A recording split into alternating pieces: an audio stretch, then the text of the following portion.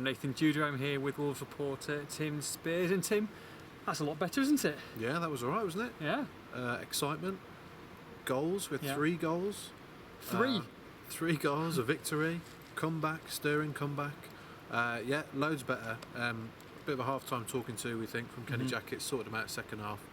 Came out and played with urgency, changed the system up a bit. 2 unlikely goal scorers, a very unlikely match winner. And 1,600 fans have gone home very happy. They certainly have. I mean, we felt quite quietly confident before the game started, but that kind of got eradicated very quickly. We did, and we let the bookies know about our confidence as well, didn't we? We certainly did. Are we allowed to bet? I think we are, mate. Okay, that's fine. okay. Yeah, absolutely. And then one of those bad defensive errors which have plagued Wolves this season from this young developing team that continues to make mistakes. Courtney Hawes this time, he was at fault in the build-up actually, and then didn't seem to know much about their own goal. But it was a sloppy start. Wolves it was pretty similar to the Ipswich game actually. The first half, The first half, very quiet. Nothing really between midfield and attack. They're passing it around all right, and then it just kind of stopped in the final third. So nearly shaken up at half time. I think the Zyro injury, as unfortunate as it is, I'm sure we'll talk about it in a minute, maybe it's kind of spurred them on a bit. There was an injustice there.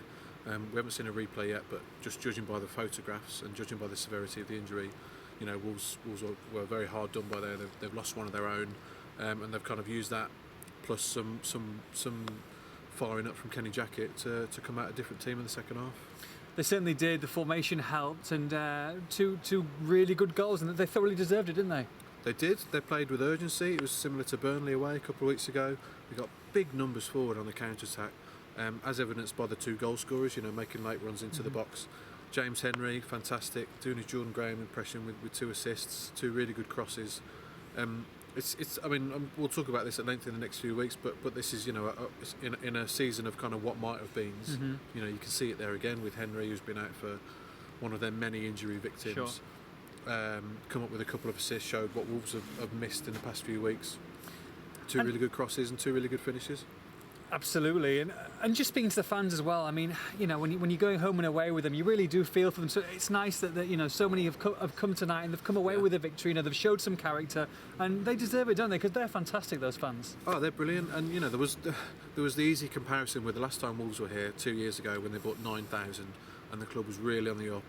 And there was real jubilation and optimism amongst the fans. And then you're looking at coming back here, and it's like, oh God, we've got nothing to play for. There's not even a quarter of that attendance coming away this time. But yeah, absolutely, they deserve it. They've come in big numbers, really. Not in comparison to 2 years ago, but certainly for a Tuesday night game, nothing to play for. The 1,600 of them have come down. They absolutely deserve it, and they've seen a really spirited performance, epitomised by Jack Price, who was outstanding again. It's 3 games in a row. He's probably been possibly man of the match tonight. Let's probably give it to Henry. But anyway, his second goal, he's been talking about getting on the score sheet. He never gets into the box, and then up he pops with a lovely little finish, and very, very well deserved. So really, really positive evening. Yeah, really positive evening. The one downside, of course, like we said, was Michael Zyro's injury. Bit of a shocker, wasn't it? A bit of a bad tackle, and probably very much deserving of a red card. It looked bad. It looked bad at first glance. I mean, they were on the break, and it was 2-on-2, and the ball was bouncing, and he's lunged in to stop the attack. Basically, he hasn't gone in to hurt him. But he's gone high. He's gone high and he's gone hard, and he's caught him badly. It's just such a bitter blow. I mean, there's been so many injuries this season. Even him himself, he's only just come back. From a couple months out, and they've had 3 knee cruciate ligament injuries this season. Jordan Graham, Nuadiko, and Razak Bakari. If they get 4, that's just astonishing. Is that what we're looking at? Do you think? Well, it looks similar to. You could tell when Graham was injured, they knew it was serious straight away. And Kenny says, they know it's serious. It's cruciates. So we'll see. But yeah, it was a horrendous challenge. He got booked for it only, so he can't face further punishment now as well. So it's just the way Wolves has been this season.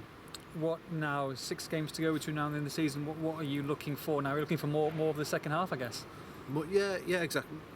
More of the second half. They could start games like that, then they could blow teams away. They haven't really done that all season, but I was really impressed with the way that they've changed system to more of a 4-4-2. because it's the 4-3-3 that's been working for them of late, but they've showed that they can adapt to a different system. Adam Lafondra's come on and done really well. Yeah. Joe Mason's done really well.